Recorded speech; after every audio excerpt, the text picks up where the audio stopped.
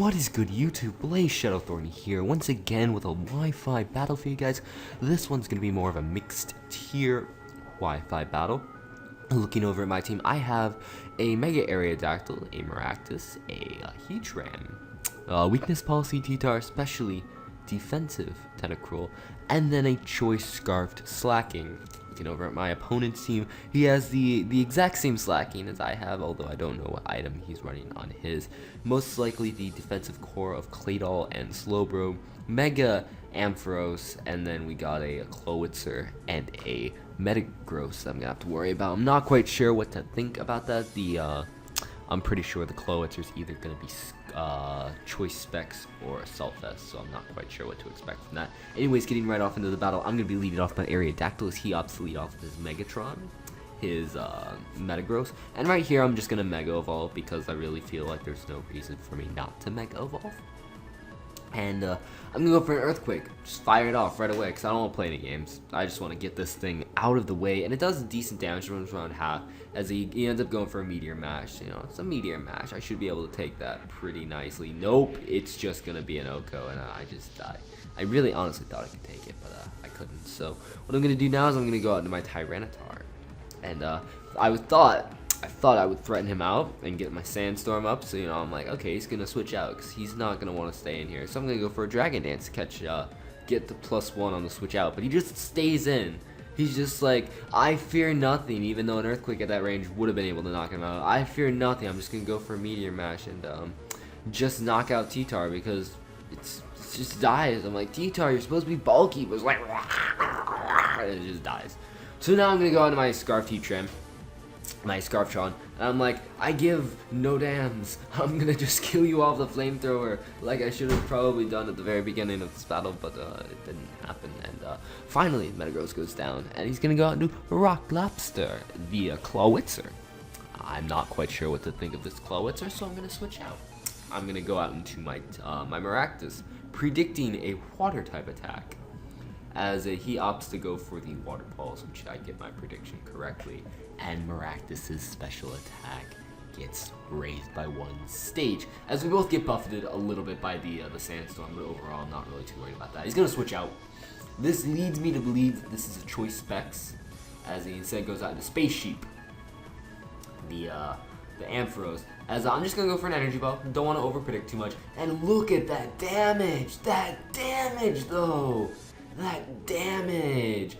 Special defense drop I got did not matter in the slightest, and I'm pretty sure at this rate that my Maractus outspeeds his Ampharos, and as he Mega Evolves, the Mega Evolution really didn't matter regardless. So I'm hoping I can outspeed as he breaks the mold, and I do. I'm able to get off a Hyper Voice. Really didn't matter which move I went for. Energy Ball or Hyper Voice would kill at that range of HP, but I just want to go for Hyper Voice. Just because. I take a little bit more of Life Orb recoil, and Sandstorm subsides, so I don't take another 6%, thankfully. As he's going to go into Slaking now. And now I got to think, what do I have to take on the Slaking? Is something on my team's basically going to have to die.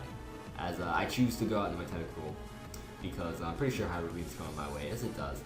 And I'm hoping that my specially defensive wall will be enough to take it. So, it ends up taking a hell of a lot of damage.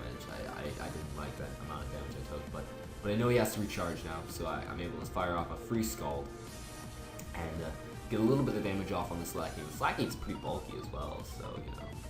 But looking at the range of HP that I'm at, I'm thinking maybe I can live another Hybrid Beam, kill him off the Mirror Coat.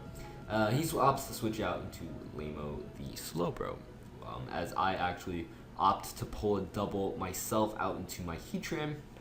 Not really wanting to risk taking another hit, so I have to go for the Hidden Power Grass right here because I'm pretty sure that he can't knock me out with like a Surf or a Scald, and so I'm figuring, you know, getting damage off on this Slowbro would be pretty helpful, as he does around half with the Scald, so I was correct in my assumption that he could not knock me out, so, you know, that's good. He gets some leftover recovery, that's fine by me, and I'm gonna go for another Hidden Power Grass, hoping that I can knock it out. But unfortunately, it lives on like a sliver of HP, just like a little bit. 6% leftovers recovery really came in clutch for him, and my Heatran dies. So it sucks. But you know, he gets a little bit more HP left, and now he has the option to switch out, go and get more HP back with for generator. What I probably should have done was I should have went out of my Maractus earlier, but oh well. Gonna kill it off now with an energy ball. So, you know, Maractus is doing a lot of work this game, a lot of work. So down goes the Slowbro as I take a little bit more life orb damage, but it's gonna go now back out into Slaking. I'm like, oh my god, this Slaking is just a problem, man. It's just such a massive problem. So I'm gonna go into my own Slaking. As he opts to go for Hyper Beam, and he misses his Hyper Beam, which is like, yeah, yeet.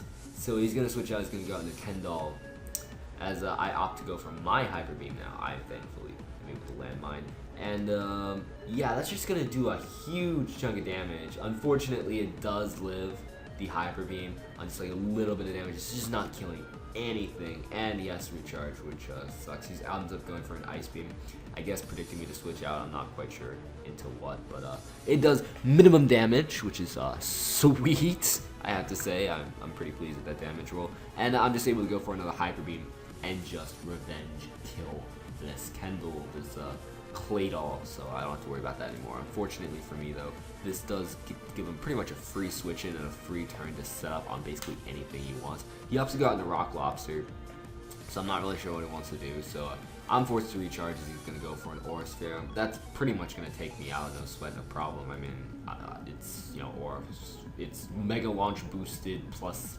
modest plus power, stuff like that. So anyways, I'm going to go out to my Maractus, pretty much, again, assuming that this thing is going to be choice locked in, and it actually outspeed me. And I didn't register that right away, which I probably should have registered, that this thing is actually choice Scarf. I did not register that. I just thought, okay, maybe he must have won the speed tie. He ends up going for another Aura Sphere. I'm like, oh my god, this thing is actually choice Scarf. What? What are you doing? What are you doing? This thing's choice Scarf. I'm gonna go for a Scald, does minimum damage, so, you know, it doesn't look good for me. I mean, even if he's choice locked in here, I mean, I'm doing minimum damage with a Scald, unless I get a burn or something. It's not doing too much damage, so, but he's not doing much damage to me either. I'm gonna go for a Madtreeko, trying to get a bit more damage off, and it does pretty much nothing, so.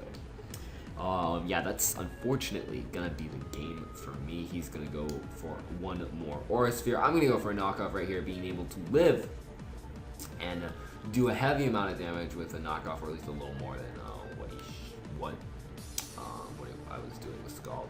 And this will allow me to outspeed, go for a Scald of my own, hoping for the burn. I end up not scoring the burn. Oh, I do end up scoring the burn, I lied. But it doesn't matter because with the knocking off the choice scarf, he's just able to go for the Dark Pulse. That will be able to knock me out with a critical hit. Crit honestly didn't matter because he still has a Slaking left.